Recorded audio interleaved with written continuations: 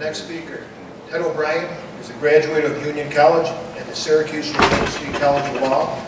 Ted was in the private practice of law from 1983 until 2015, including 22 years as a partner at Harris, Chesworth, and O'Brien. Ted served in the Monroe County Legislature for 8 years and was the New York State Senator for 2 years. Ted joined the office of the New York State Attorney General in 2015 as an Assistant Attorney General in charge of the Rochester Regional Office. It is my pleasure to introduce Ted O'Brien.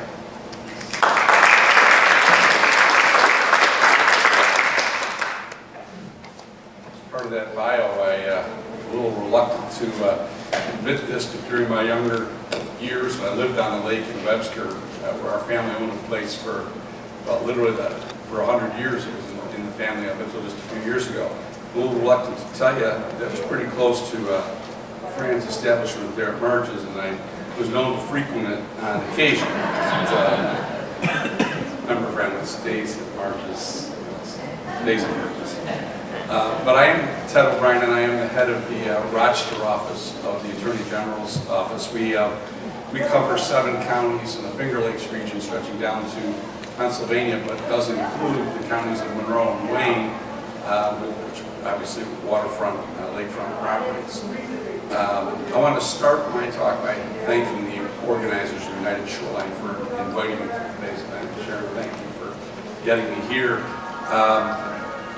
My talk is a little bit different than the major concerns you have, but as Sharon indicated, the water receding, you've got the damage to deal with. And we have at the Attorney General's office a Consumer Frauds and Protection Bureau.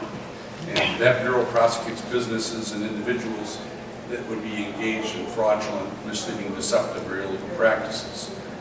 Unfortunately, when tragedy strikes and there are weather events, or as we've experienced with high water levels on Lake Ontario, sometimes unscrupulous contractors want to take advantage of it. And most contractors, to be sure, are honest. And my point in talking to you here tonight is to be aware. I'm here to talk about ways you can protect yourself while having work done on your property.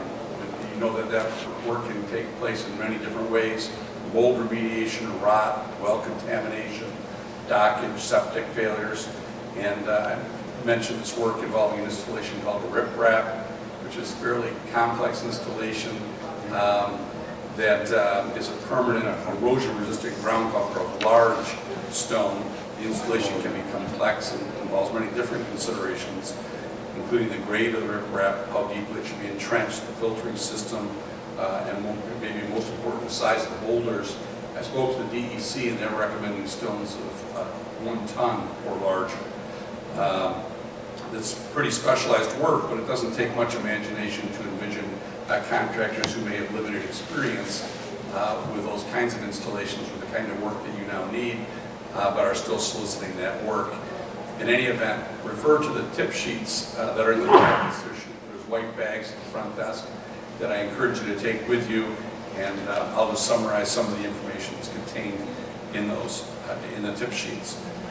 First, determine exactly what work you want done and stick to it, and make sure the contract is specific to what work needs to be done. Vague contracts cause disputes, and it leads to contractors often demanding more money. Second, sign a written agreement that includes a final price. The contract will protect you. The contract should detail the work the company will do.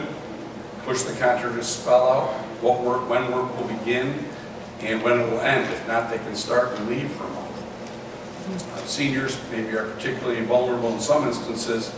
If you or anyone else finds the contract intimidating, ask for help from family, friends, neighbors, United Shoreline, our office. Get 3 quotes if possible. I just did it for garage doors, and the disparity between my low and high bids was over 30% of the total cost. Use local companies if possible with established reputations and check their references. Local contractors tend to be more accountable. Be careful of out-of-town or out-of-state contractors. For one reason, they're harder to sue an out-of-state company that didn't perform their obligations. Get proof that the contractor is insured. Don't simply take their word for it. If a contractor doesn't have insurance and responsibility for personal injury suffered from one of their employees can shift to you as a property owner. That means you can be responsible for damage happening on your property. So, have them fax or email a copy of their insurance certificate so you know that they've got coverage for personal injury. When you do decide to hire a contractor, not pay with cash. We want to try to maintain a paper record of what we've got. Beware of large down payments. Typically, we recommend paying in thirds, a third to get started, a third once the work is complete, and a third when the job is finished, or a third when half the work is complete, and the final third when the job is finished. If you make any advance payments for work, large deposits up front, technically that money is supposed to be held in an escrow or trust account. You can ask the contractor what bank they're going to hold your deposit in. As I mentioned earlier, these tips are in the white bags that you have. If you haven't received one already, please take one on the way out. If you have questions, you can call our office. We're at 585-546-7430. You can visit our website at www. It's just very simple, ag.ny.gov. We have a consumer hotline at 800-771-7755. Those phone numbers, the website addresses are in your bags. I also have additional information with me about other matters that may be of concern to you, and including complaint forms. If somebody wants to file consumer complaints and they're not comfortable doing it online, which is actually pretty easy if they're all handy online, it's right on the front page of our website. If you have any questions, I'll be sticking around afterwards and be happy to talk to you. Thanks very much.